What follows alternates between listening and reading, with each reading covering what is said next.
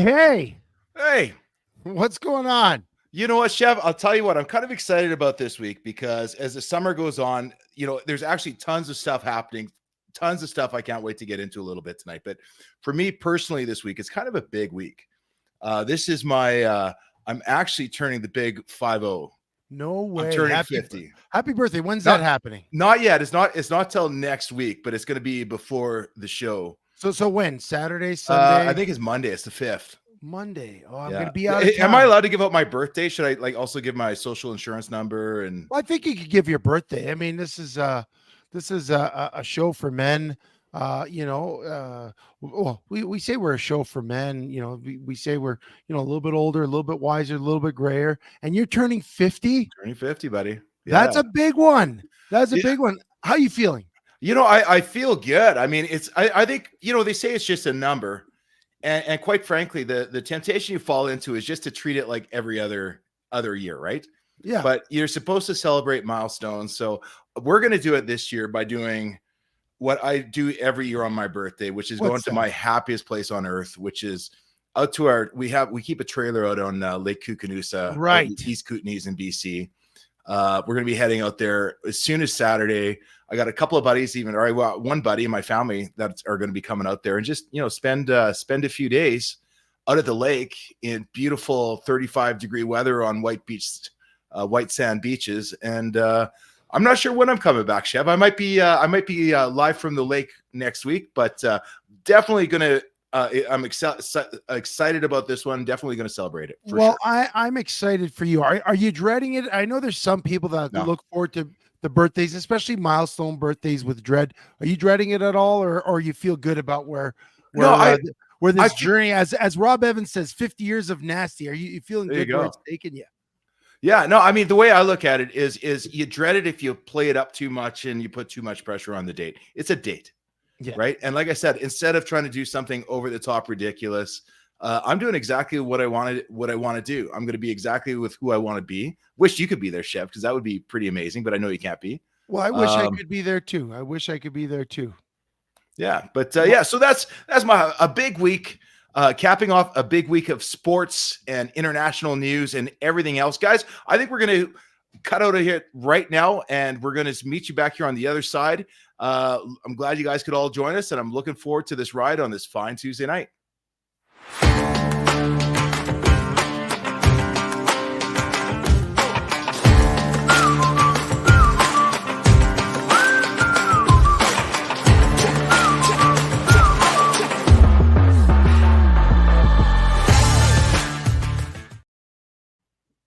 All right. Well, you know what? We're back tonight, and we've got so much to talk about. Between the Olympics that kicked off on the weekend, the scandal. We're gonna cover that in a second. Some CFL news, some quarterback talk, a little bit of geek stuff, and we're gonna revive a couple of segments. Well, we're gonna revive one segment that we did, and we'll talk about it later.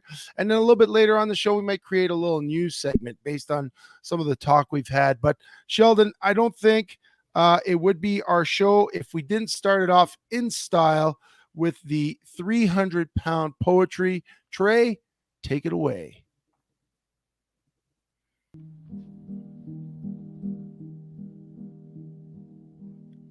We've got a feeling, but we're not the Black Eyed Peas. Tonight's going to be a good night because we're rhyming with ease. We're sponsored by WeDrone, but we don't endorse drones for cheating. The national women's soccer team may have killed their chance of repeating. Lots of Olympic medals and accomplishments for everyone to be proud. But the manufactured rage over the opening ceremonies is what's got everyone so darn loud. Well, fire has ravaged a small national treasure. What is the total damage and devastation? Well, it's still too hard to measure. In two leagues, it seems, Canadian quarterbacks never get any respect. Why the constant slights?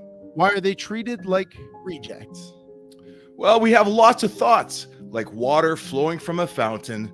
Now, Nasty Thoughts is back this week, while Chevy ran into a mountain. I sure did. And we're which going to I'm talk looking about. forward to hearing about. I saw a Yep, couple of pictures. I'm looking forward to the story on that one, but we're going to save that one for the third. But he we sure. literally ran into a mountain of a man this week. It was unbelievable. I absolutely did. And welcome everybody who's joining us here on the ride with Chevy and Nasty. It's Tuesday night. We're powered by Performance Freight Management. We're powered by WeDrone. And we got some funky music playing in the background. Thank you, Trey, for that. Again, we appreciate that you guys take some time every Tuesday night to show up at 11 o'clock. I mean, we almost didn't show up. I'm not going to lie. We got on our production meeting is largely texts that go back and forth. They start slowly trickling in on a Monday morning. They get hot and heavy by Monday night, and then by Tuesday we got texts going back and forth. Sheldon and I, Trey and us, we're producing graphics, and then usually we get on by 10 o'clock. But tonight it was 10:54 when we all logged in, and we're ready for the show. We're glad you joined us. Thanks for being here. Sheldon, last week, again, sometimes we plan for the show last second, and we had mostly our topics thought out. You texted me last week. You put something on my radar that I hadn't seen. Something about a drone being flown over New Zealand soccer team. It was discovered to be flown by one of Team Canada's support coaches. I didn't know too much about it at the time. We were going to air. We didn't get a chance to talk about it. But as the week went by between last Tuesday and this Tuesday, this story has gotten huge. Sheldon, take it away. Well, we don't even have to set it up this much. I mean, unless you've been in a cave, you heard about Team Canada getting ready for their first match against New Zealand, getting busted for flying a drone over a New Zealand practice as they prepared to take on Canada. And this is one of those things. I've heard a lot of commentation and the general public, like, well, what's the big deal? They have game film anyway. All they do is watch film. But I'm telling you, Chev, it's a huge advantage if you can actually get footage of the team you're about to play and see how they're preparing for you.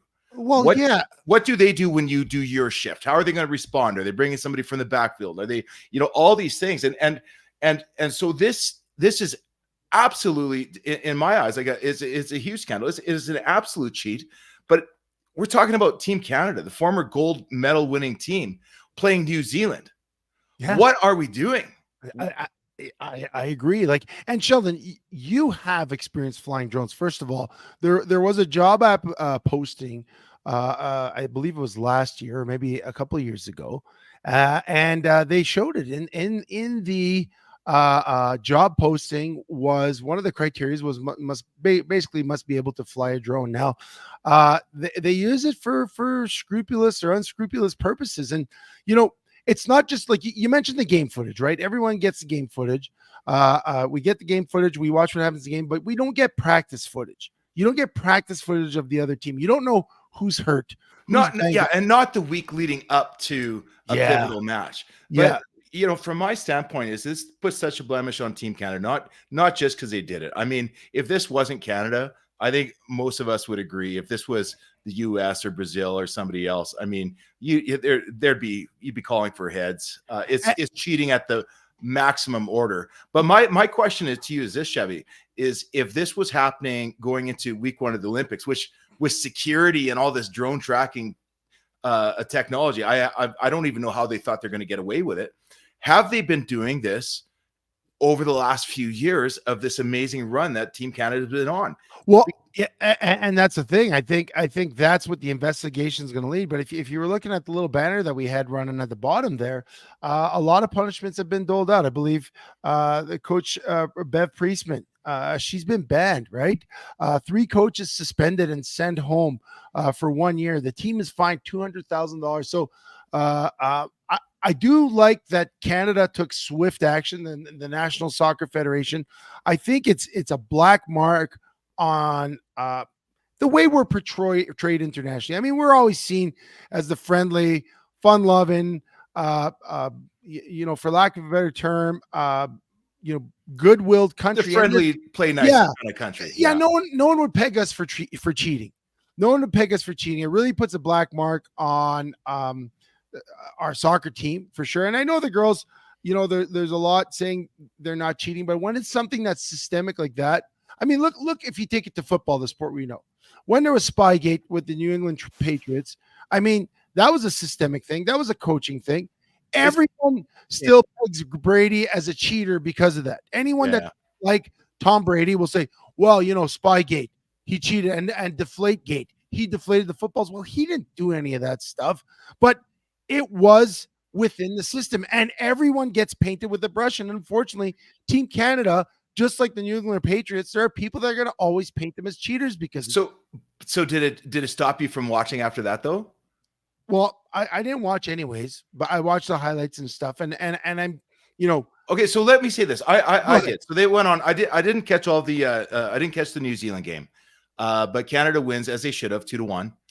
And at that point, though, because of the 6-point penalty that was incurred on them, right, that they're still down something like they're at a -3 in the bracket, making it almost impossible to move forward. So the next game they had to play was Team France at home with all the scandal going. And I'll tell you what, I didn't see the whole game. I caught it probably about 15 minutes left in regulation. And it looked hopeless. It was a draw. A draw would basically have guaranteed no advancement. Game ended regulation at a draw. There was 15 minutes of penalty time. And I think it was something like with 2 minutes left. The girls just made this like sudden aggressive push. Got it. They had a couple of attempts where they couldn't head it in or a couple of mishaps along the way. But literally with less than 2 minutes left, Canada scores up 1-0. So I was excited. Like I'm still a huge fan of Canadian women's soccer. The girls are amazing. It's fun to watch. But then 15 minutes expired and the game continued. And it continued for another 2 or 3 minutes. And I'm sitting here pulling my hair out because now France is getting rejuvenated. They're getting some attempts. They're getting some shots on net. And I'm like, I don't even understand what's going on. Because the funny thing about the Olympics is we all sort of become experts and fans of sports we know nothing about. Yeah. But in this case, Canada was able to hold on. An amazing finish to the game. And now, even though we are still at a disadvantage, we have to take on Colombia tomorrow. And if we beat Colombia, not draw, we got to beat Colombia, then we still have a chance of advancing to the later stages. So for the girls' sake, I hope they make it. But for anybody saying Canada should just be absolutely eliminated from the tournament, you can't disagree. Yeah, there are some people that take that position, right? And some people call cheating. I mean, I remember back when Ben Johnson was discovered cheating, and that was the big moment where it's like, wow, like this, we aren't the innocent little country. We participate in the same way many people do. But then you think about this, and this could go off on a whole tangent. I'll try not to, but Russia, when they hosted the Sochi Olympics, as the big moment that started basically their push for world domination over the Ukraine. It was basically the distraction while Putin was assembling troops at the border and invading Crimea. They went in the next day. That was all smoke and mirrors, but that was the biggest cheating Olympics of its kind. And it was all discovered. If you watch that documentary Icarus, it was on Netflix. I don't know if it's still there. Fantastic document that basically uncovered all the doping, the systemic doping in the Russian Olympic Committee throughout all the athletes, as many athletes as they can handle, just to dominate that Olympics. And when they were discovered cheating, what did they do? Russia, all those athletes were allowed to participate 4 years later, just wearing a different flag. They weren't allowed to be represent the country, represent Russia. They're athletes of Russia. Was that because of the doping, or was that because of the Crimea invasion? No, that was because of the doping. And basically what I'm getting at is that the Olympics historically has a history of people bending the rules and even blatant cheating. I would say this is blatant cheating, but it's less on in my mind the severity of performance enhancing drugs, systemic doping of an entire nation. But the thing I'm gonna jump in though and say that, like, when it comes to track, you brought up Ben Johnson, and not to take us in a rabbit hole of this, I would say that is a systemic drug problem within a sport. Like I don't know, like, do you look at track and field as clean? Because I just can't. Yeah, no, not track and field, but I'm talking about what happened with Russia. That was all their athletes across all sports, all federations. What I'm saying is, what I was getting at is the Olympics has always been a little toothless. It's a money machine. It's the Olympic movement itself has been faced with scandal over scandal in terms of how the years that they were being paid off by different organizing committees, and just to get the games is dirty. That's exactly it. It's a brand. It's a brand that's aligned with corporate initiatives. In fact, the Olympics don't put any money into any of the Olympics. Yeah. It's all the local organizing committees that sink all the money, that harbor all the risk.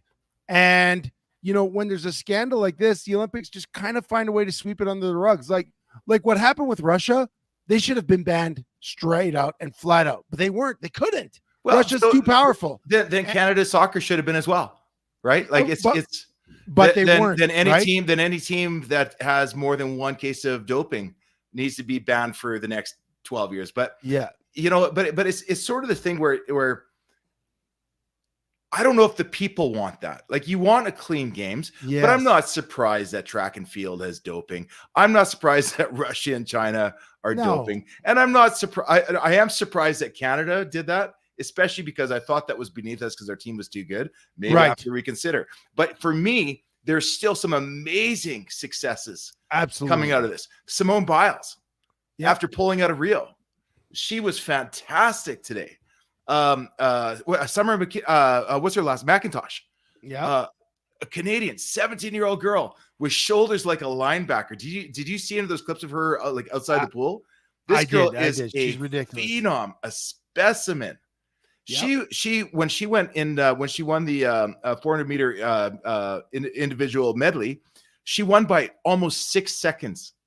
Yeah. Do you know how long 6 seconds is in a swimming pool? Oh, I know. I used to be a swimmer in high school, and that is a ridiculous feat at the world-class level. Like, we're not talking about her showing up competition that's never been at the highest level. This is the best athletes in the world. This is sort of how Michael Phelps was when he was at the top of his game, just dominating across the board. And very, very proud moment. We got a lot of medals. We got 2 golds so far, Sheldon. One in judo, the first ever in judo. Yeah. Which, a lot of times you've got Japan and Korea and China, like, dominating that sport. Fencing, we got a medal. I don't know if we've ever had a medal in fencing before. Yeah. And it's sort of all our women. And that's a France sport, right? Fencing. When fencing, when you think fencing, you think France. So there we are. We're kind of in the middle of the pack, which is kind of how we sit, 9th in the medal count. We've got 6 medals total, which is nice. Are we ever going to be that dominant force in the Olympics? It's tough. We've got 36 million people. You put it up against China, which has billions. You put it against the US that has 200 million people. But we do okay. We do okay, and Australia's moved up to 3rd, but they're a summer country, right? Yeah, they're a summer country. I guess. Yeah, and we're very, very happy with our Canadians and the performances we put up, considering our athletes are typically always underfunded and we don't have a huge population to draw from. And especially in summer games. In summer games, we don't have the facilities. A lot of our athletes have to go down to the States to practice. They have to make arrangements. Well, Summer McIntosh lives in Florida and trains out of Florida right now as a 17-year-old. So yeah. But I'll tell you what, though, it still gives me that little bit of pride to see Canada, because I know we started that Own the Podium initiative for the Winter Olympics back in 2011 or 2012, or whatever year that was. I can't even remember because I'm 50 and my memory's gone clearly. But you know what? I like seeing Canada rise up in the summer games. It's something we didn't have as a kid outside of the odd Ben Johnson, which you got to celebrate for like 2 days. Yeah. It's 2010. Thank you. 2010. But you know what, Chev, I think at this right now, we're going to go to break. When we come back, though, I'm not totally done with the Olympics. Okay. You brought something up to me last night on the phone, talking about the manufactured rage of the opening ceremonies. Guys, rage farming. You knew what we're talking about. Rage farming. Guys, I want to touch on that, but that's going to have to wait till after the break. Guys, thanks for watching Chevy and Nasty. We'll be right back after this.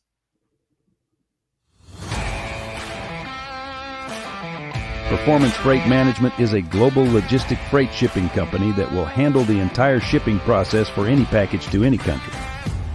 Whether it be a simple truck shipment from your office to Toronto or your company importing generators from China, PFM Freight handles it all. We have the expertise and technology to handle any shipping requirements. Skip the guesswork and let us take the shipping pain off your plate.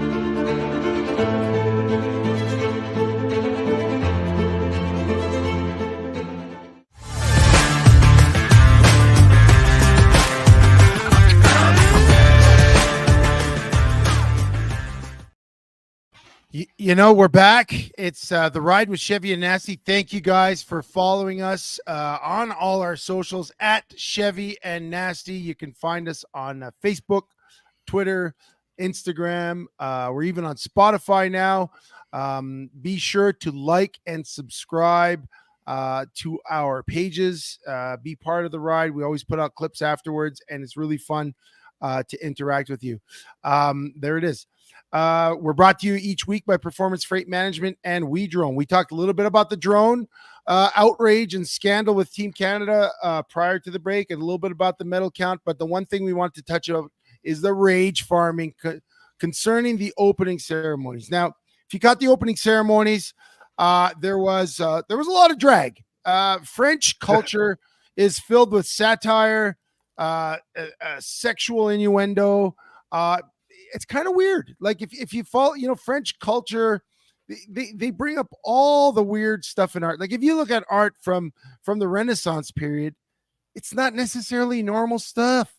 It has weird depictions of religion and weird depictions of their world leaders at the time, and weird, like, it's just a weird culture. And a lot of it is art, a lot of it is comedy, a lot of it is drama, and a lot of it is satire. And I believe that was their opening ceremonies. I mean, no different than when you watched the Olympics in Tokyo and Nagano, Japan, and they made references to their culture with all these weird Nintendo type creatures that nobody knew what they are.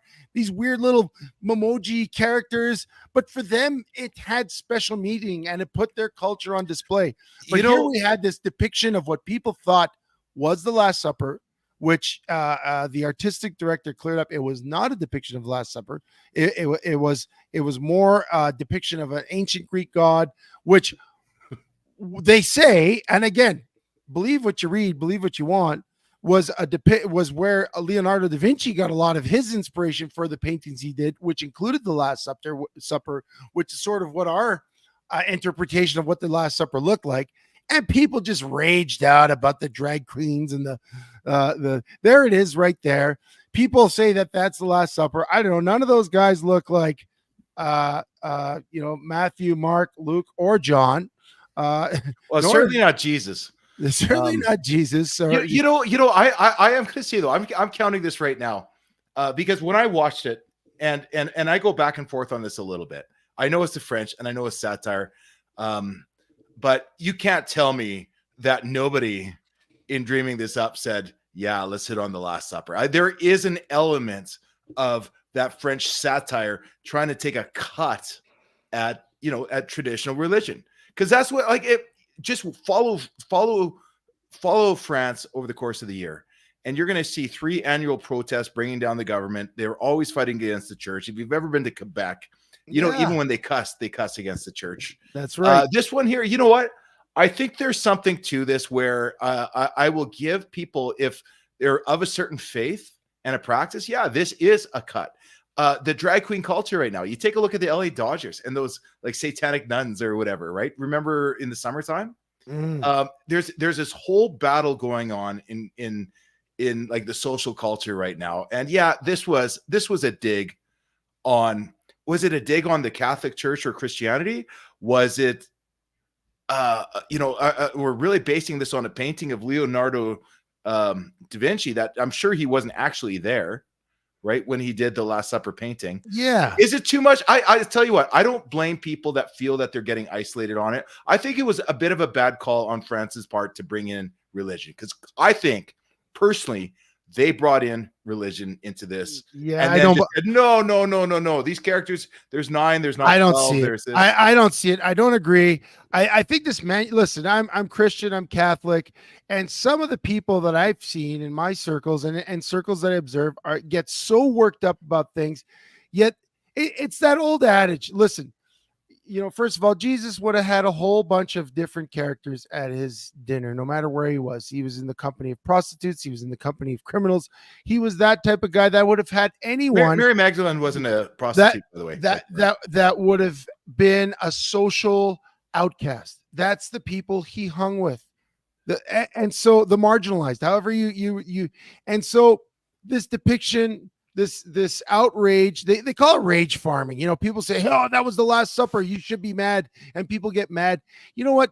Be mad that you're not supporting your local church, because that's where things are. Do you? Yeah, I agree. That's a great take. I totally agree. But Chev, I am going to bring up one thing, and I think this just happened today or yesterday. Did you see that the Israel had won a medal or a gold medal, and they're playing the national anthem? And a group of pro-Hamas, anti-Israel protesters started chanting "Heil Hitler." Did you see that?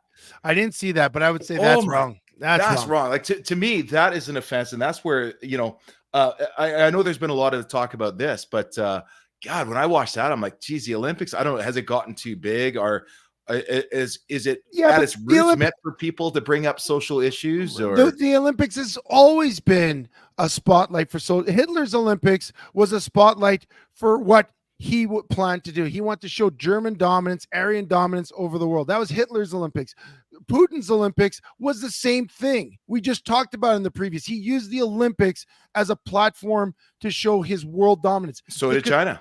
The World Cup in Qatar was the same thing. They built those stadiums on the backs of foreign workers that were dying to put those stadiums up so they could show they're a world power. Sports is the number one way. Listen, someone said this once. You buy $1 billion fighter jet, no one notices. Okay, you buy the most sophisticated. A country can buy $1 billion fighter jet, and it'll fly over the sky. It'll do nothing to sway public opinion about your dominance on the world scene. Spend $1 billion on sport. Spend $1 billion to host an Olympics, and you see what it does for your country. That's what Russia does. That's what China does. That's what the Olympics is about. It's a world forum for statement and posturing. Look at Jesse Owens. Jesse Owens, way back when. Okay, the defiance of Olympics. There's always been some sort of movement. I mean, there was the attack on the Israeli compound way back in the Olympics. So to say that this is new, that's false. To say that, oh, enough is enough. I know Rubio says people are going to stand up until people say enough is enough. Listen, it was a show. As much as it was a show that some people hated, some people loved it. Some people hate that Celine Dion was on top of the Eiffel Tower singing, and some people loved it. I'm kind of on the fence because for a while I didn't really appreciate Celine Dion, but for what she's been through and what it took her to get to that point, I think it's pretty commendable. The Olympics is always about overcoming challenges. It's always about underdogs stepping up and showing up on the world stage. That's why we celebrate it. It's about triumph over adversity, and sometimes it's about the big dog not showing up. So it's got a little bit about everything. Opening ceremonies down the Seine River. All I could think about, to be truthful, when the athletes were going down the boats down the river, was that shark movie that I saw on Netflix a few weeks earlier, where the Seine River had been infested by these sharks that mutated to go into rivers because of how dirty the water is. Yeah, because of how dirty the water is. And I thought, oh my goodness, maybe a shark's going to show up. They still haven't had the triathlon, by the way. Yeah. So yeah, but that water's so gross. But it would be like hosting Olympics in the St. Lawrence River in Montreal. I don't know. I wouldn't do it. Your skin's going to peel off. Yeah. Sheldon, let's switch gears. Because our segments are flying by. We know they always do. We always think, oh, what are we going to talk about? Let's go to the CFL. The Stampeders got trounced in Ottawa. Now, 33-6, they couldn't muster up first downs. It was listening to it on the radio. I was driving and listening to it on the radio. The Hall of Fame tandem on QR 770 here in Calgary, Mark Stevens and Greg Pearson, they did a fantastic job trying to put lipstick on a pig, but even they sounded dejected covering this game. You know, the Stamps the week earlier beat the best team in the league, you know, the BC Lions, and they beat them well, I mean, it was 25-24. They beat BC. But they went toe-to-toe with the best team, and they looked good doing it. And then they show up in Ottawa, and they didn't even get off the plane. Now, speaking of, you know, we talked about last week. We don't want to break down the game. The Stampeders played on Sunday and then on Friday. Okay. Do you think that is too short a time period? Is that what we're looking at here? You know, I don't know if it justifies 33-6, but I think it sure exposes a bigger problem. But let's talk about that short week for a little bit. Like, if you're in the CFL, if after a game you have a mandatory day off, right? Yeah. It's so that your body heals and that you don't abuse your players. So they played on Sunday night, and then they had to turn it around. So they took a day off, and maybe they had a rundown, then a day off. They probably weren't practicing really till Wednesday, 2 days before the game. Yeah, no, that's an absolute misfire right there. Like, we used to do it all the time. When we're for you both as a Eskimo and a Stampeder, we used to have to do that all the time, but at least you're playing the same team. Right. The Labor Day game used to go Monday to Friday, and that was a short week turnaround. They changed it to Monday, Saturday because player safety is an issue. But again, like you said, you're preparing for the same team. We talked about this in the past, how I love those weeks, the short weeks. You play back to back, you practice once, maybe twice for the same opponent because you've already game planned. They can't change their whole playbook. You felt prepared. Yeah, you could throw a wrinkle in here and there. They could throw a wrinkle in here and there. It's basically like you're playing 8-quarter game against the same team. But when you go short week and one team has a full week to prepare and one team has basically 1 or 2 practices to prepare, I think it gives an unfair advantage. I'm not talking about a team coming off a bye week. I'm talking about one team having a full week like the Ottawa Redblacks did the week before they played on a Friday against the Edmonton Elks. And then they had a full week, so a regular week to prepare. And the Stamps are playing on Sunday. They basically, like you said, the day off, 1 day to practice, like truly practice and prepare for a brand new opponent, and then having to travel east with the time change and stuff. I just think, you know, we talk about player safety all the time. We talk about, being such a small league. How can we get this wrong? How can the CFL get this wrong? To put out, and again, I'm not complaining for the Stampeders, but it puts out an inferior product. It does put out an inferior product, but you know, at the same time, I do look at that, and I've got some serious questions about the Stamps. Like, they looked so good against BC, right? The defense was getting after the passer. They were dialed in on the front seven. They weren't giving up too much on the ground. It translated in the secondary. Jake Mayer was able to put up some yards. This was awful. Like, this was honestly probably the worst performance I've seen out of the Stampeders in the last 2 years. It was hard to watch. It was so hard to watch. I agree. The CFL's got to clean it up. I know that they came out and said, you know what? Hey, in some venues, the Stamps aren't even, or the CFL team's not even the head tenant, right? But I'm sure in Ottawa, they could have found a way to push that thing to Saturday. Or push the Stampeders game from the week before to Saturday. Like, the Stamps are the only tenant at McMahon. It just doesn't make sense in a 9-team league that you can't do that. Yeah. And you know, on the Stamps part, they can't complain. You're not allowed to complain about a short week because everybody kind of gets hit by some weird. But again, you know what I am going to say though? Yeah. Drew Brown, dude. He's like, every year you're looking for that like parity in quarterbacks, and you're looking to see who's coming on next. This guy just threw up for 325 yards again, like 30-37. The guys, I think Ottawa's got something going on there, and I think that bodes well for the league. Yeah, unfair advantage they had. They got to watch Calgary's win and then plan for that. Well, but Drew Brown is to me right now. That's the story in the East, is how this guy is actually bringing Ottawa to respectability. 5-2. Ottawa Redblacks 5-2. I find that shocking. That's shocking. And again, we don't want to start peeking into every game, but yeah, just like you said, Well, that's the game we're talking about. I'm just saying. Yeah, no. I know. I agree. And I said, if you just kind of look at the East, I totally agree with you. That 5-2 is a little bit shocking in the East, considering Montreal, 6-1, and they pulled it off with their backup quarterback as Cody Fajardo was hurt. They went to they pulled it off with their third stringer, so they maintained a nice record there. You got Toronto that beat Ottawa. Or Winnipeg, and Winnipeg kind of surprising with their performance this year. They're middle of the pack, kind of like Stampeders. I think they kept the wrong quarterback. Maybe, and we talk about that. But then you go like as much as the record is 2-5, you look at Hamilton.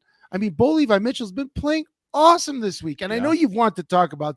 I know that I bet on Bo Levi Mitchell. I don't know if Trey has our records up from last week. Let's see what our records were from last week. There you go. We're both 2-2.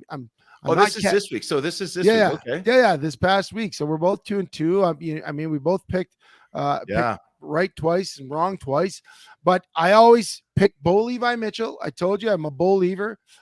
He had like a 5 touchdown game, a career game against the Elks. And this brings us to a topic you wanted to talk about, Sheldon. Oh, my nasty thoughts for the week. This one is getting frustrating. Guys, you know how Chevy and I have always talked. If you followed us for a while, we've had a lot of quarterbacks on, Jeff Garcia. We've talked a lot about how Canada, again, the nice country, was always looked as the place for the black quarterback back in the day to come and have a home.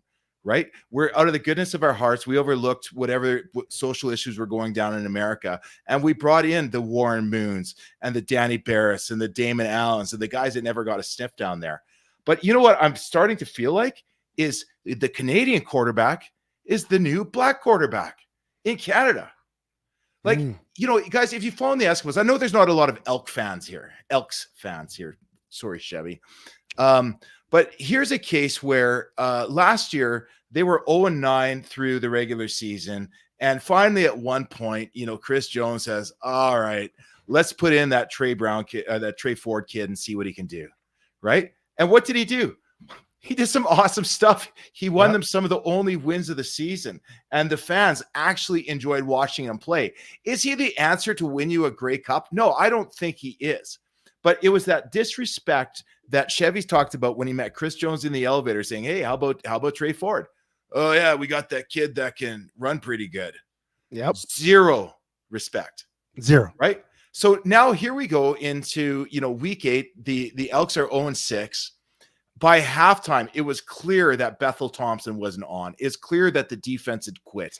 It's clear that the 3,000 fans in attendance. Can you believe that, Chev? You showed the clip of Calgary last week. The Elk, it used to be on it. It's just an average game. You'd have 30, 35,000 people there. And the people they're putting bags on their heads. People are literally booing every time MBT comes out on the field just because they wanted to see their guy, Trey Ford. Yeah. And the problem there is everybody, even the panel at halftime was like, well, clearly they have to go. They've got no chance of getting back into this game. Clearly they've got to give Ford a chance to play. And Jarius Jackson comes out with McLeod Bethel Thompson again. The crowd just lost it. All 3,000 that were in attendance. But anyway, so I know you didn't see the whole game, but here was what was the amazing thing. It wasn't until about maybe 9 minutes left in the fourth quarter that they finally got him the ball. What does he do? Edmonton comes back and scores 3 touchdowns in 9 minutes. 3 touchdowns and 3 possessions. Possessions. Right? The guy looks like the Matrix. And there was a turnover and all that involved. But it wasn't just that he used his feet. I think he only ended up with 11 yards rushing. But he's that guy, Sheldon, when you're playing high school football or midget football and you're watching a guy run backwards and you're just he's that guy that makes a coach pull his hair out. He's gotten results. But to be fair, McLeod Bethel Thompson is still in the top 4 of quarterbacks. Do you know why that is so? Every losing quarterback, Bo Levi Mitchell, McLeod Bethel Thompson, you fall behind to big deficits, and then you just start airing the ball up, and it's like garbage time. Yeah, right? But I think they were playing well, both Bo and McLeod Bethel Thompson. I don't think the problem has been the offense. The problem is, just like in hockey, that the backup goalie is the most popular guy on the team. When things go south, you want the back. It's the same thing with the quarterback. Now, granted, I agree with you. I think that they should get this kid involved more. I think they went away from him this year. They didn't use him as a weapon. Like, you look at Winnipeg, they have Zach Collaros, who has historically the last few years been one of the best quarterbacks in the league. But when Strevler came back, they made a package for him. Even though I don't think he's nearly as effective as Trey Ford has been for Edmonton. So I do think there's nobody like Trey Ford. If the lesson here for Edmonton is, hey, we have a weapon and we are stupid if we don't use him. Is he the main weapon? I don't think so. If I'm Jarius Jackson, I'm going back to MBT because he's been proven and he's doing great. If I'm Calgary and I'm comparing the two right now, MBT's looking good. You know what I mean? Like, and you look at that Calgary game, it took till the end for them to put someone else in. One, because Matthew Schilt's been on the 6-game injured. They don't believe that Tommy Stevens could throw the ball. Otherwise, he should have been in earlier. Yeah.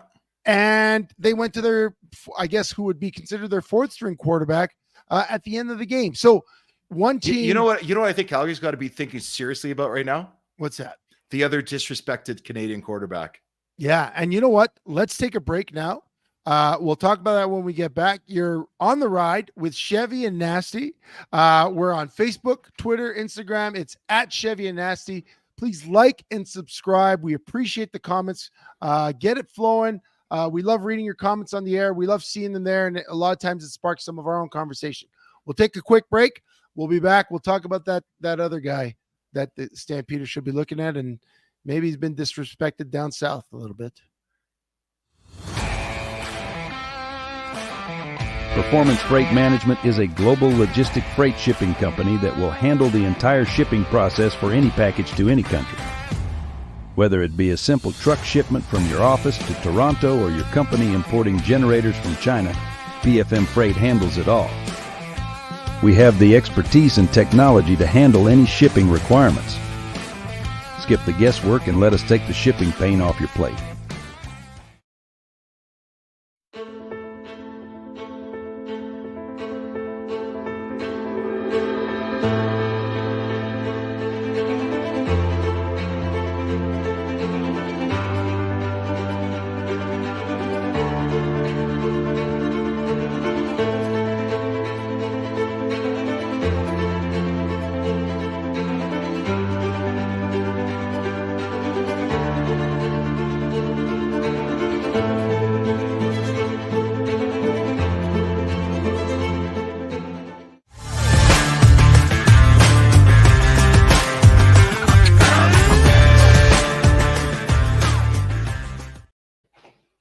I love seeing that everyone's here. The usual suspects: Rob Evans, Jamin, the Rubio Method, Chris Rubio. Remember, he's got a great show.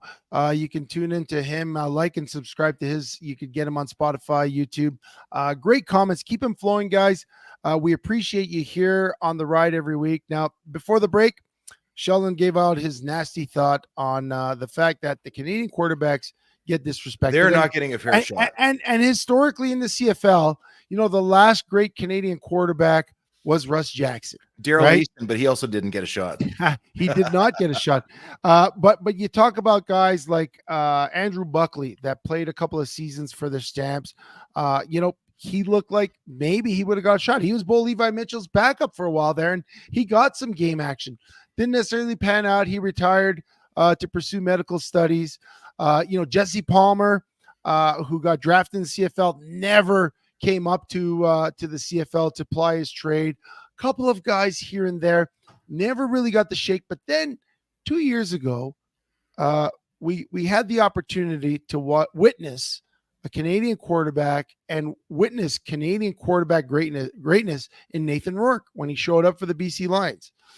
He had a fantastic season, shortened a little bit by injury, but he came back in time for the playoffs, led the BC Lions to a playoff win, and then decided to take his talents down south. Now, if you recall at the time, he said his goal was never to play in the Canadian Football League. And that kind of caught the ire of many CFL hardcore diehards that, place the Canadian game above any game on the planet.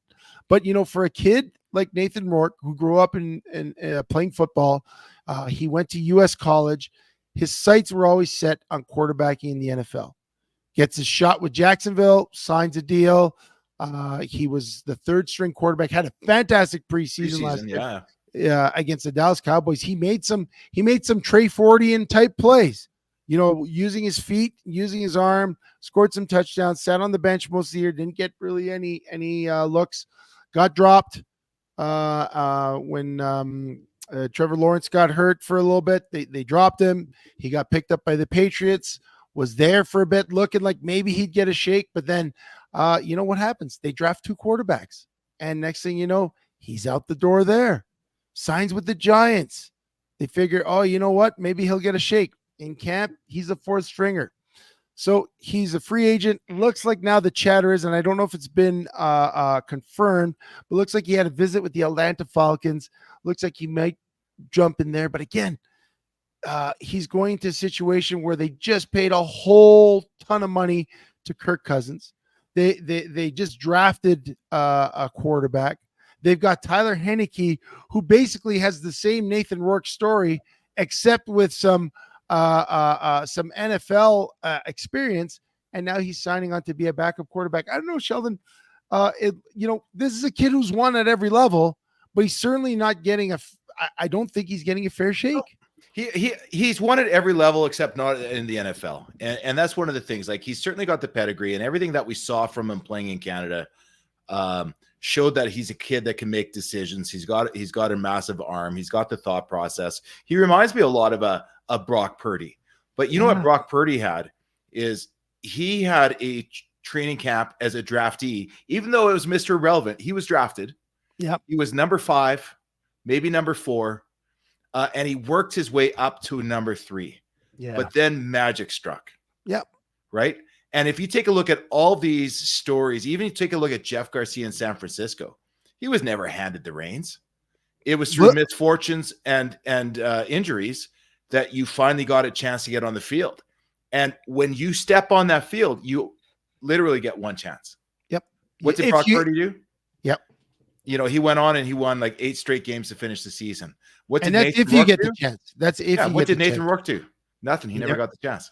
He never got the chance. You look at Doug Flutie. Look at Doug Flutie coming from Canada. First of all, Doug Flutie was one of those overlooked quarterbacks, Canadian or no Canadian. He was just considered too short.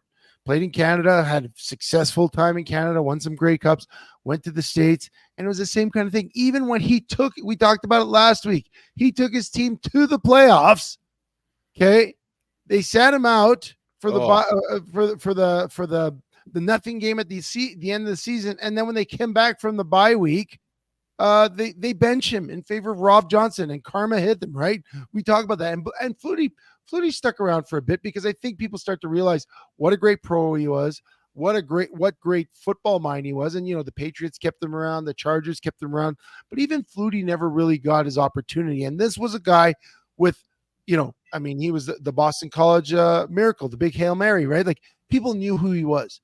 Nathan Rourke is a little more under the radar in terms of NFL. Yeah, he went to U.S. college. Yes, he did amazing things in the CFL, but to the teams in the NFL, 32 teams in the NFL, his CFL success and everything he's done, it's kind of like old news if they knew about it.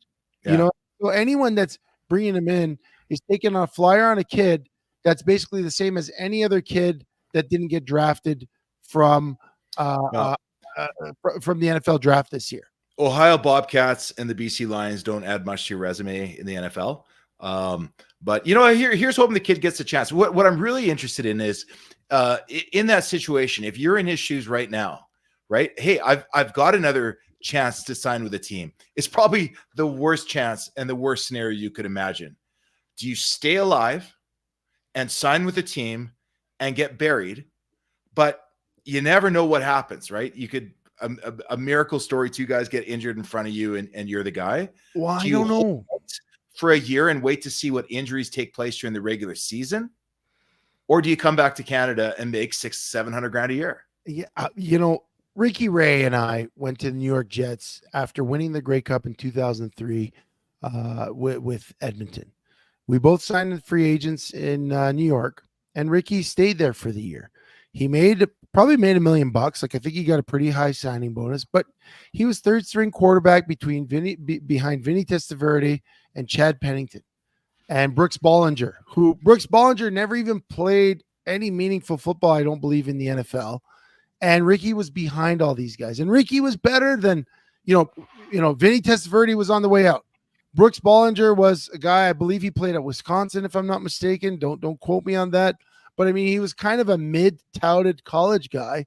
And Ricky Ray, who had all the success in the CFL, Sac State alum, a success in the Arena League, they didn't see it. And so he stayed a year holding the clipboard. He decided to come back the next year. And what did he do? He won the Grey Cup in 2005 with Edmonton, and he cemented his Hall of Fame career in the CFL. So everyone's going to do it differently. Unfortunately, the opportunity isn't the same. It's not a pipeline. The CFL is not a pipeline to the NFL. Yeah. And we discussed this in the past. Yeah. A guy like Nathan Rourke, if he doesn't make the NFL this year and he still wants to play in the NFL, if that's his goal, he's probably best sitting out to one of those spring leagues, like the UFL, where that is a pipeline to the NFL. Maybe he plays, gets you that experience, gets you a chance to stand out in the 4-down football game. But this is the thing: the longer he waits, the longer that Vernon Adams cements himself as the leader of the BC Lions. Because how does that work though? You talk about Vernon Adams. Does BC no longer has the rights to Nathan Rourke? I think they still do, but don't quote me on that. But again, they would get first dibs. But I think he's a free agent if he comes to Canada. I kind of put it out on Twitter this week. I think if Nathan Rourke declares that, you know what, he's done with the NFL and he comes back to the CFL, that puts BC in a hard position. Do you make a run at him and then insult Vernon Adams, who's, he's finally, after years and years of development in the CFL and bouncing around from BC to Saskatchewan to Montreal, back to Saskatchewan, back to Montreal, back to BC. After years of bouncing around, Vernon Adams finally cementing himself as one of the great quarterbacks in the CFL. How can you make a run at Nathan Rourke, or do you just let him walk? My guess is we're going to see Nathan Rourke maybe in Winnipeg. Because again, Zach Collaros, he's been great, but he's you want to get rid of a guy before he's done. And this might be the time. But you did mention Calgary Stampeders. I don't know if you want to expand on that a little bit. Well, I just think Calgary, I think any team right now that is not 100% secure in their quarterback position, which I like Jake Mayer, but he's not 100% a winning quarterback in Calgary, right? Well, let's play the game. Let's play the game. I'll name a team, and you tell me they take a run. BC Lions, you take a run at Nathan Rourke if he says I'm coming back CFL tomorrow. You'd have to really upset the apple cart on that one. You'd have to let Vernon Adams go. You'd have to get him out of town, right? Okay. And then you're going to send him to somebody that he's probably going to come back and beat you. But Vernon Adams at the top of his game, but Rourke is the future. Okay. What about Calgary? 100%. No, I don't know. Calgary seems to be a little bit loyal to their guys in the last few years. I think it's time for the Calgary Stampeders to make a bold move, to admit that maybe the path that we're on isn't the correct one. But I think along with a move from Nathan Rourke, it probably won't make me popular with the coaching staff, but I think we got to look at a new OC as well. We need to do something to change up this offense that has just been stagnant for the last 5 years. Okay. Edmonton. Now, we talked about Trey Ford. We talked about MBT. You got Nathan Rourke coming back. Do you give up on both those guys in favor of him? Well, 100% you would. I don't see like so honestly. You don't have to give up on Trey Ford. I mean, Trey Ford, you've just got to find how to work him into the offense, right? But McLeod Bethel-Thompson's put up some good numbers this year. He's a quality quarterback. I like everything about him, except that he doesn't win. Okay. Or he doesn't win at Edmonton. You got to make a change there. But the same thing, Edmonton's going to have to make some serious changes. Again, back to Jarius Jackson, not wanting to hitch himself to Trey Ford's cart. I think there's going to be a whole turnover there. You need a new head coach, new offensive coordinator, and to bring a guy like that in. Saskatchewan. Now there's an interesting situation too. Trevor Harris injured again. I'm going to stop this game right now because we're going to go to Saskatchewan, and we're going to say yes because Trevor Harris is injury prone. Right. Then we're going to go to Winnipeg and we're going to say absolutely it's time to move on. Okay. Then you're going to go to Montreal and say Toronto at the end of his game. Toronto. I mean, you could trade Chad Kelly. Yeah. The only team that I would say might want to sit tight for a little bit is Ottawa at this point. Yeah, and maybe at Montreal with Fajardo, even though he's hurt. But yeah, Well, how old's Fajardo though? How old's Fajardo? He's got what, 2 years left, maybe? he's got a couple of years. But you're definitely right on that. If Nathan Rourke declares he's coming back to the Canadian Football League, it upsets the apple cart, and someone's going to have some hurt feelings somewhere. Yeah, And it'll be interesting to see how it works out. We wish him luck. I mean, if he wants to pursue the NFL, I don't hate on the guy because if he does get that, like you said, the Brock Purdy string of events that lead him into a game, it can be life-changing. And you know what? That's his goal. And you can't take someone away from their goal and their dream, and you shouldn't. So good for him. Hopefully he gets a legit shot. That's all I hope, is he gets a legit shot. Sheldon, Chevy, we got 5 minutes. I know. Well, yeah, before overtime, but we got 5 minutes. Sheldon, this weekend I ran into a mountain. Like a literal mountain of a man.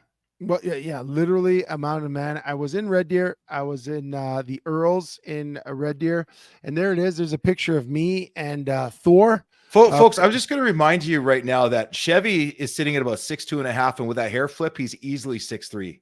Yeah, this guy is not 6'6". No. This guy is not 6'8". This is not John Bender. How big is this guy?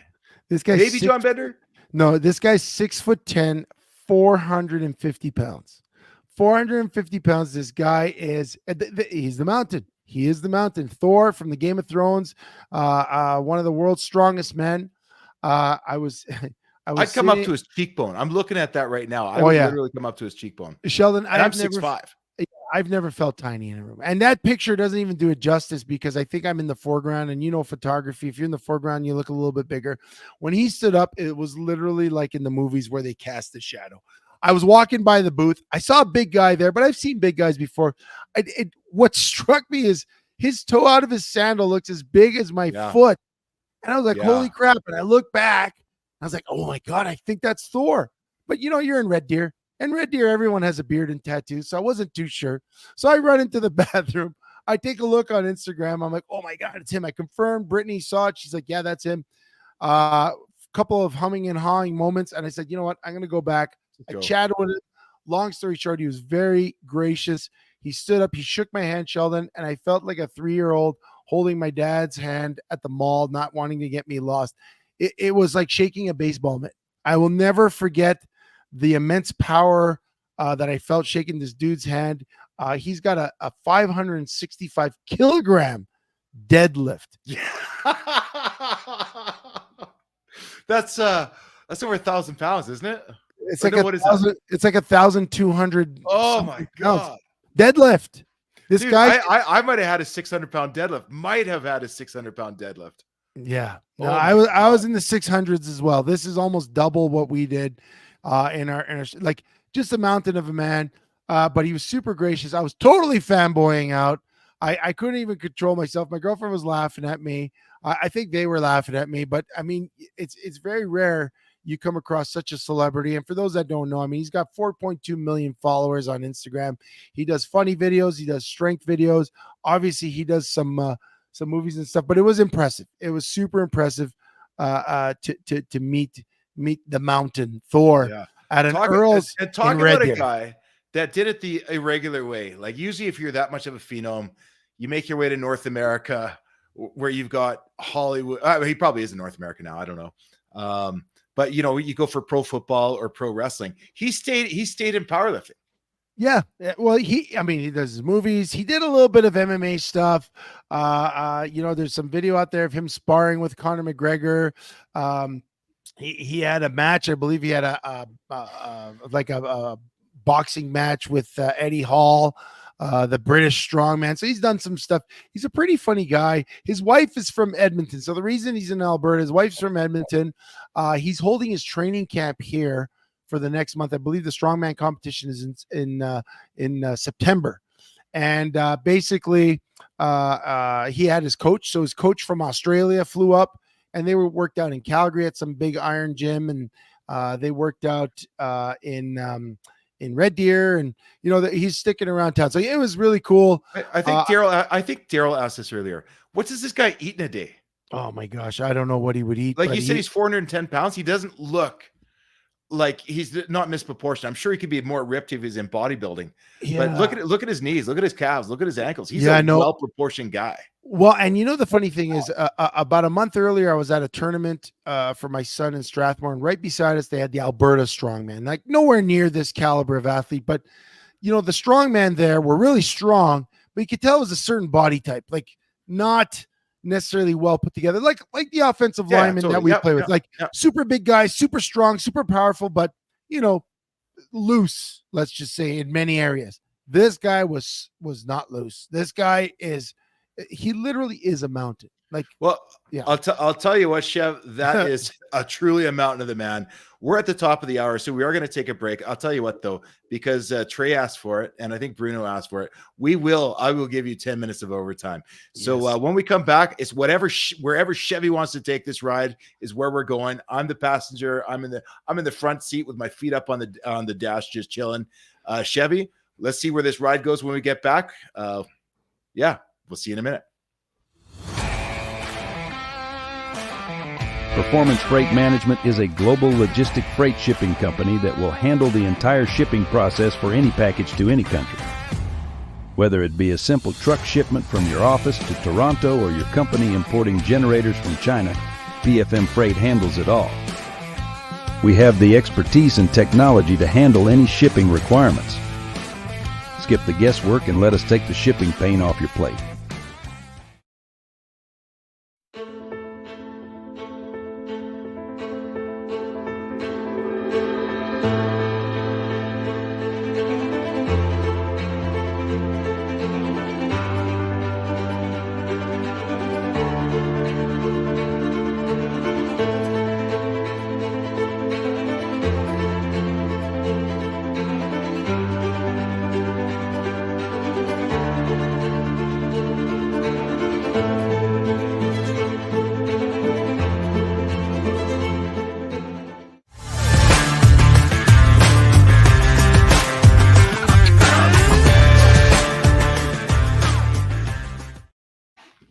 Yes, sir. We're back. It's the ride with Chevy and Nasty, and we are in overtime. Hit it, Trey.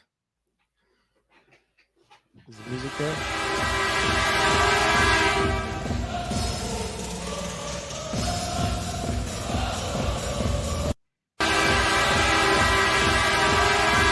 A little double work. And you know what? We're going to give a little shout out to our intrepid producer, Trey Smith.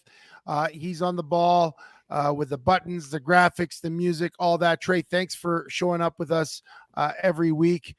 It is overtime. Lots to talk about. We talked about me running into a mountain last week when I met Thor, but we're going to talk a little bit about the mountains here. Rob Evans, bring it out. Not just a big shout out to the firefighters that are up in Jasper that went up to fight the fires, and thankfully the weather's a little cooler and things are settling down. But the town of Jasper in the national park, historic town. And if you've ever been to, Banff is a nice town, but Jasper is just so much more tucked away and so less commercial. If you've ever visited that area, it's beautiful. Unfortunately, a third of the town destroyed by the wildfires. They've had firefighters from all over Alberta, in fact, all over the world, going up to fight these fires. And it's very sad. One of our buddies that is in our podcast community, Guillaume Poirier, he has a great podcast called Tripping Through Transformation. He was displaced in the Fort Mac wildfires, and we've spoken to him a number of times. I guess not just the physical toll and the life toll, but the emotional toll it's taken on him, after those wildfires. And you can only imagine the residents that are displaced and that everything is destroyed because of these fires. It's pretty sad. It is pretty sad. And it's probably, it's not the time to do this, but I'm going to do this. And I think everybody naturally gets this way. When I first saw this, when I heard that it was encroaching on Jasper, I was like, okay, that's no problem. This is a national treasure. We're prepared. We've got all the national resources, provincial resources, local resources. We will not let Jasper go. And then you find out that, yeah, a third of the town's gone. Doesn't that feel like somebody messed up? Like, I don't know what it takes to stop a fire, but I know that there's a lot of bickering or arguing or questions about parked equipment that wasn't being utilized or jurisdictions and things like this. Chev, is this a case that, you know, when you live in a tinderbox that's allowed to build up over 100 years, that you just can't stop it, or is there more that we could have done to protect Jasper? Because this is such a tragedy, but I'm still at that angry stage of this. Like, how did we let this happen? Yeah, I'm at that sad stage, and I agree. And we have Rob Evans, who's joined the show, and Rob Evans, who's one of our great listeners. He is also a fire chief at Redwood Meadows, which is in a wooded area. So Rob could lend some of his expertise, but you know, unfortunately, it's one of those cases where, you know, again, the last few years, the wildfires have been growing. You know, we've noticed more and more the smoke. Like when I moved to Alberta in 2004, there was never a constant fear of smoke encroaching into our city. You know, a couple of wildfires. Obviously, there was the Kelowna one that was big about 20 years ago, but this constant encroachment into, I guess, the cities with the fires, there's something going on, right? And I don't know if this is a case where Mother Nature always wins. You know, like well, Mother Nature will always win. You know, one of the things I was watching, I saw this on CNN about a month ago, and it was fascinating. It was up in like these little town sites in Montana. Back in 1928 was when the first back then another dry period of a few years, and people were now starting to settle in there and living in there. When the fires came, it was the first time that the soldiers, civilians, everybody banded together to fight the fires, and it became almost the model for modern day forest fire prevention, forest fire fighting. And they showed the result of it was that they were very successful, that an organized approach could maintain these fires. But what happened over the next 80 years is we prevented all the fires from happening. But suddenly, because of that, they showed pictures of the landscapes where the same hills used to be sparse, like with tree bluffs and things like that, are now completely covered in trees. Yeah. Right. Because you didn't allow the natural fires to occur. Well, and forestry, and then further to that, now with all the forestry that you do, you take out a mixed forest and you put in coniferous trees. Again, more tinder. And then you don't do controlled burns. Like I got to think there's got to be something to learn from it. Talk about climate change. Talk about, is this something we'll have to live with forever? I'm not sold we'll have to live with it forever, although we might. But because I do remember in Saskatchewan, there's years when 4 years in a row, you'd have smoky air. Well, and that's the thing, like, you know, it's forestry management. Are we investing as much? I'm not an expert on it, so I can't say what the government used to invest versus what it does invest. Rob Evans, he just put a comment up, and it was up there for a bit. But unfortunately, this was a perfect storm. Weather conditions. But, you know, and he does mention for them to save 2/3 of the town, that's huge for the work that's being done. But it was something about two fires converging, because of the winds.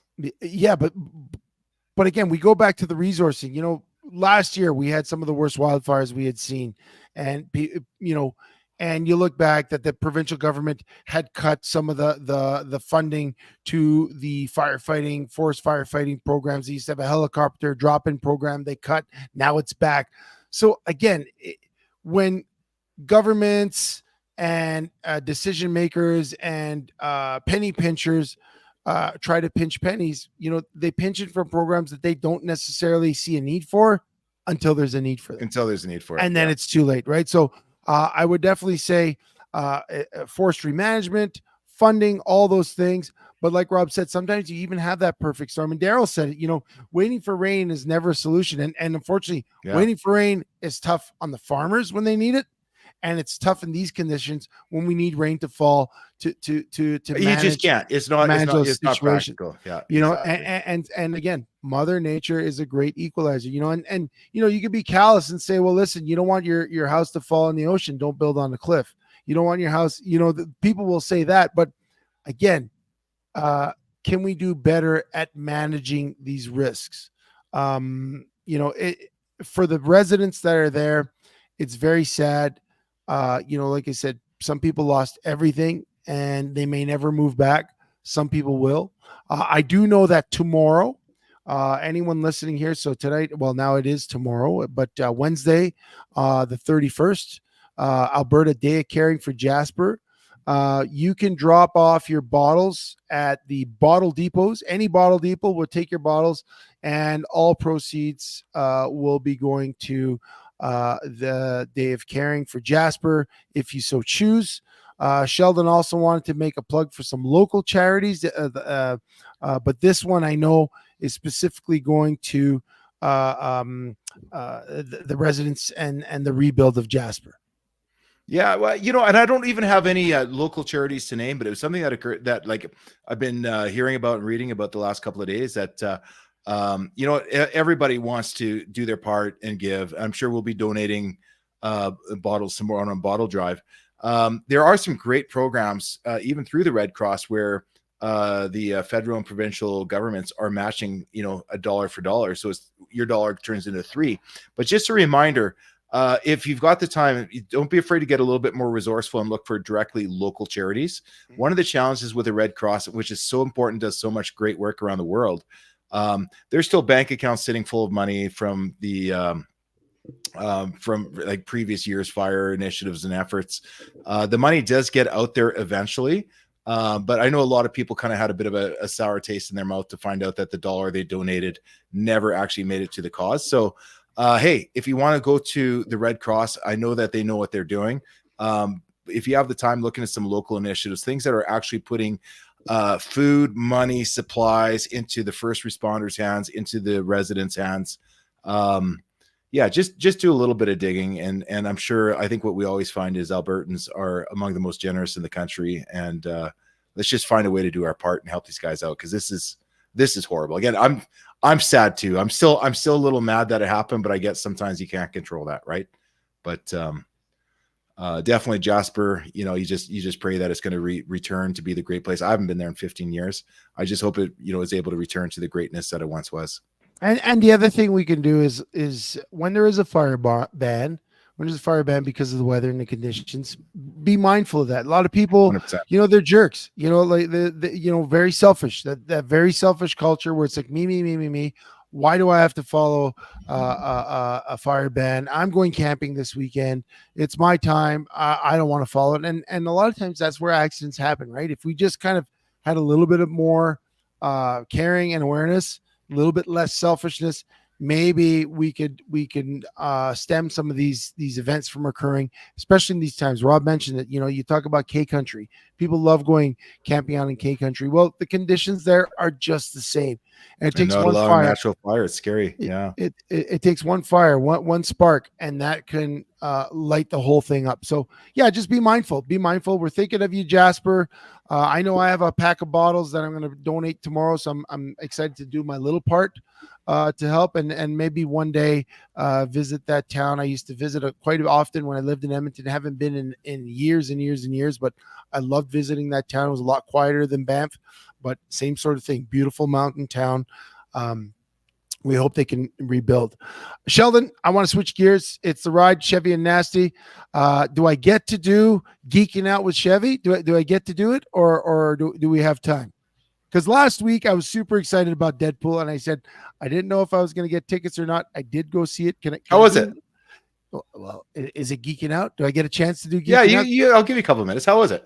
It was awesome. Because I still plan to go. So I'm not that much that I had to be there on opening night, but you did, right? You got tickets. You went opening night. You dressed up did you dress up as Wolverine or Deadpool? You know what? I'm not going to lie. Trey, you got to play my Geeking Out graphic first of all. You got to get there. It is Geeking Out with Chevy. So this is something that we'll pull out once in a while, because I'm such a purveyor of the geek arts, just like you're a purveyor of the food arts. Whenever you have a great restaurant or a food you want to talk about, I'm all in. Last week, spoiler-free review of Deadpool. It was amazing. It had everything you would want in a Deadpool movie. Quite surprising, considering it's under the Disney umbrella brand, which Disney is typically known for being very tame. Let's just say very calculated and very mindful of what it puts out. But it was It was next level entertaining. I am so excited that I got to go with my boys. We had a couple of really awesome moments where we looked each other in the eyes. We're like, oh my God, that was amazing. I felt it was awesome. So that's my spoiler-free review. You're going to have to And you've been waiting for this for a long time. Oh, it's been 4 years. You know, when we talk about the backstory, why I like this is the backstory. It's not just the movie itself, but it's what it took to get for Ryan Reynolds to get the Deadpool movie, the original one, where he put his own money in. We talked about that. What it took for him to get Hugh Jackman to come out of retirement, quote unquote, from Wolverine, to get him to play it again. And then everything that went into it. It was amazing. I had to buy the tickets because I did not want to see spoilers this week post-release of the movie, and I'm very grateful I did. I can go watch it again and again and again, and I know we're going to go watch it at the Cochrane Movie House. I spoke with Hal last week, and he said he's coming back from holidays on August 10th, so we've got a date at the Cochrane Movie House post August 10th. In fact, we might put it out there, invite everyone. Yeah, put it out to the group. Invite everyone from the group. We might have a Deadpool night, not a big deal like we did in May, but just maybe a get together with all there of might you. be food. But you know what, Sheldon, what I wanted to touch on, because I geek out every week, I follow geek news. Talk about meeting the Mountain. That was a geek moment for me, because I was like, holy crap, I just met the dude from Game of Thrones. But this weekend at the San Diego Comic-Con, and this is the stuff that gets me excited. Marvel movies have been kind of lax. We talked about it last week. Don't show it yet. After Endgame, right? After Endgame, there was a little bit of lull in the Marvel movies. People are getting superhero movie fatigue. In fact, Deadpool, as we talked about last week, was the movie that was going to revive that. When Disney got out of the way and just let the action movies be action movies. Yeah, but we didn't know what the next step was. Now, for those of you that don't follow like me, the next step for Disney's phase of movies was going to be the Kang Dynasty, who's a villain from the Fantastic Four days, and it was played by Jonathan Majors, and he made an appearance in the Loki TV show, and I thought it was a good show. A little bit confusing for like the lay person who hasn't watched, and then all of a sudden, the Jonathan Majors appeared in some of the films, most notably and most recently the last Ant-Man movie. Unfortunately, off screen, Jonathan Majors had domestic assault charges against him, and went to court and all this stuff. And basically, it went on long enough that Disney decided to wash their hands of him mid-project, mid-phase. He didn't do the Chad Kelly appeal the charges, or no. He got arrested on assault and strangulation and harassment. Wow. Yeah, so it was pretty strong headlines and things that Disney for their image needed to distance themselves from. So after the release of the Ant-Man movie, where he was slated as the major next villain in the Marvel universe, he was released from his contract. And it's like, where do you go from there when everything was planned for that? And people didn't really know what Marvel was going to do. Were they going to recast him? Were they going to bring him back?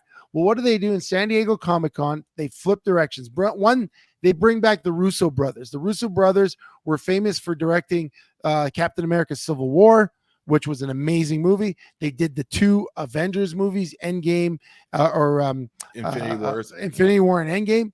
And they brought them back to direct the next two Avengers games with movies. And we thought, okay, they're going to recast Kang. Instead, what do? They change directions, they pivot, and they introduce the new villain of the Marvel Universe, Doctor Doom, everyone knows Doctor Doom. He's a classic Fantastic Four, but he's one of those Thanos-level villains in the Marvel Universe. And when they announce him at San Diego Comic-Con, the biggest convention, they have a stage full of people dressed in Doctor Doom gear. So everyone knows it's Doctor Doom. And Kevin Feige, who's kind of the architect of the Marvel Universe, says, we've had, for the ultimate badass in the Marvel Universe, we got the best actor in the world to play him. And out steps, now Trey, you can pull it out, Robert Downey Jr. unmasking himself as Dr. Doom. Now, for those of you that follow us, Robert Downey Jr. was the person who helped launch the Marvel Universe into what it was with his portrayal of Tony Stark's Iron Man. I don't think there was ever been more a perfect casting decision than that. He dies at the end of Endgame. We think, gosh, we wish he would be back. Dude, you completely wrecked it for those guys that have been holding out. Like, the ones that got Disney just so they can watch it all through in order. and they're like on the 27th movie right now, and they've only got like 40 hours left of shows to watch. You wrecked. Okay, I wrecked it, but I'm such a geek. Trey, play the video of this. Like this was like let's see this. Like a sporting moment for the geeks. As proof of the unimaginable possibilities in the Marvel multi-universe, we give you the one person who could play Victor Von Doom.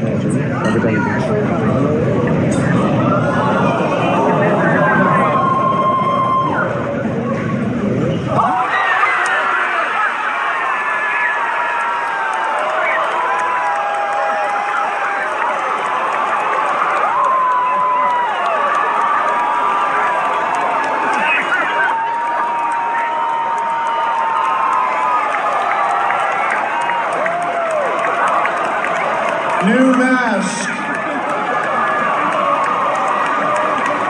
Same task. What did I tell you? I like playing complicated characters. Love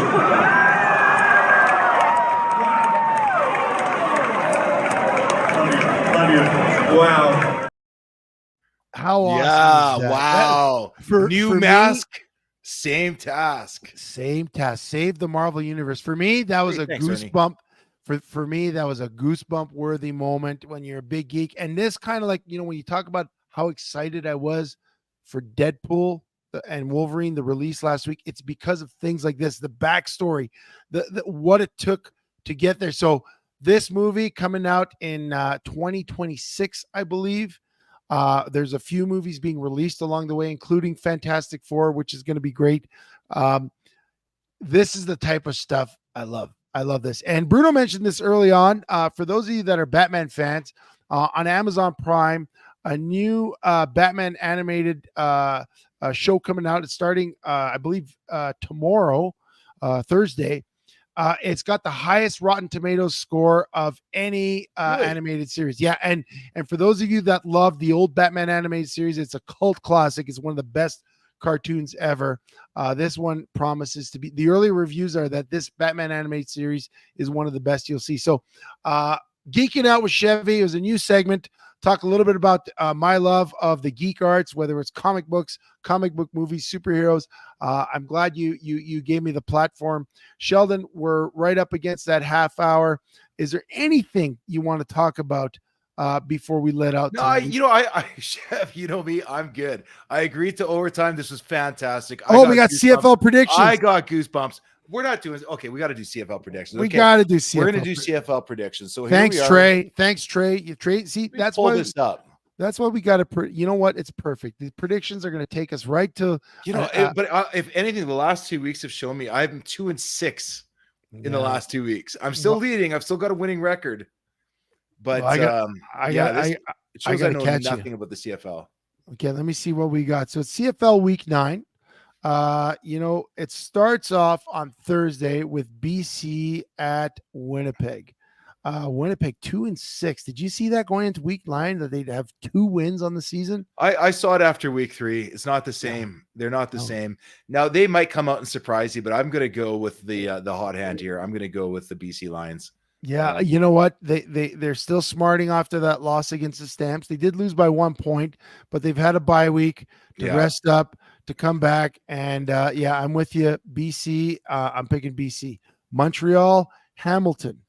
What do you think? This is the one that's interesting to me. So, and I'm kind of curious about who you're going to take on this, because you're obviously a bit of a Montreal homer, but you've got to think for a belief that Bo Levi Mitchell is going to resurrect his career, come back from the dead, and continue to dominate, which he did just throw for 5 touchdowns last week versus the Elks.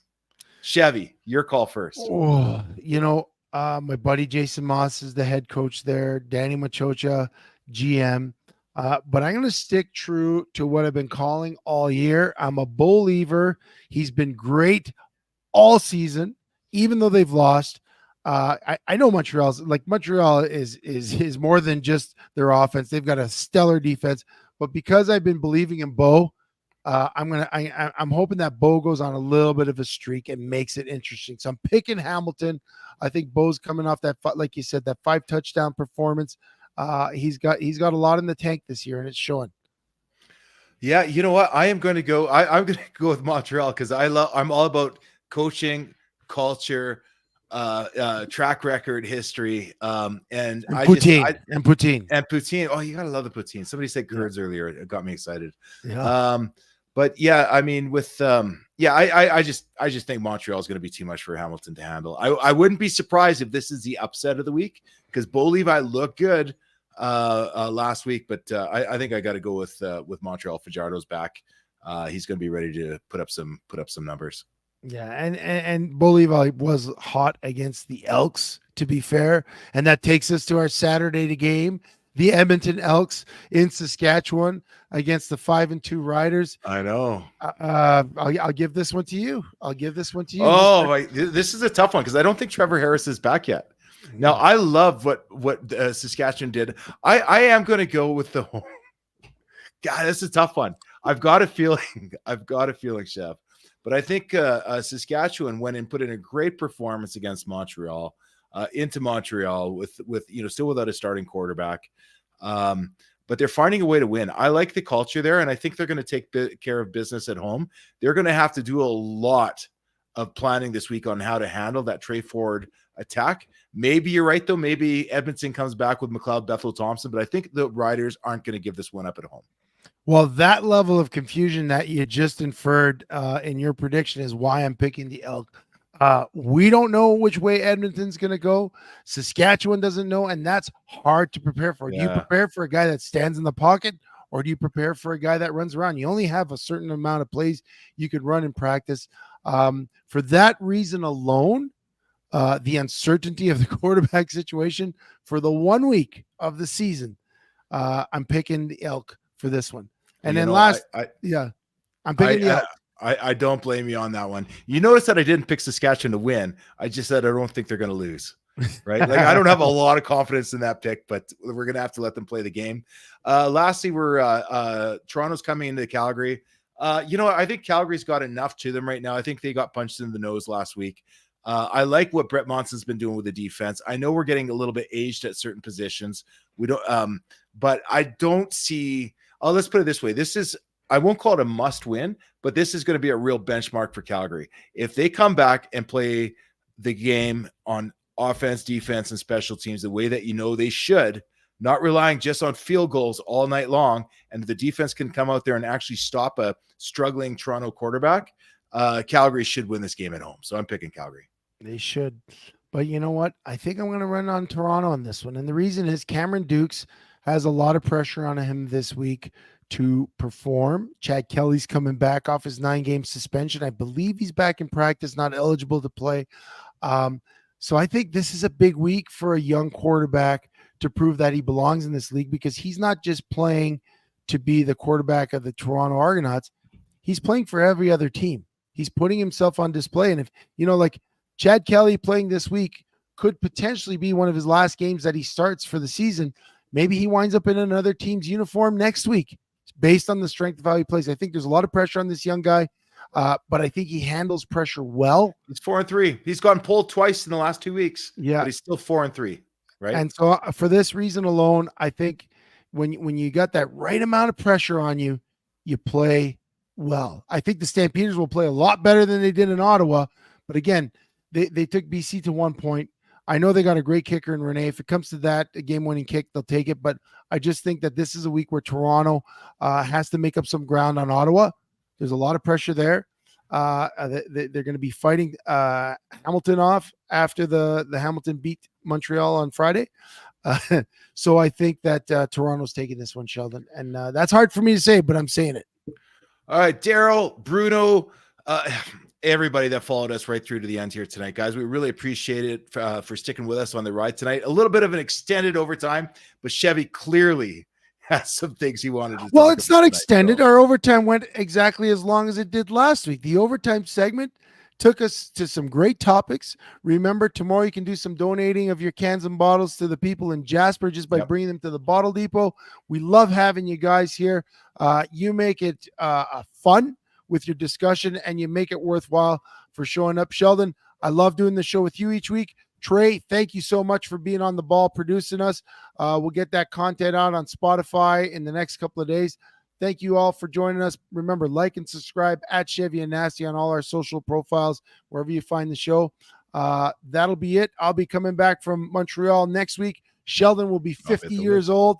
He's going to be a 50-year-old man into his second half of his life next week when he hosts the show. We'll talk to him about his birthday and any special surprises he had.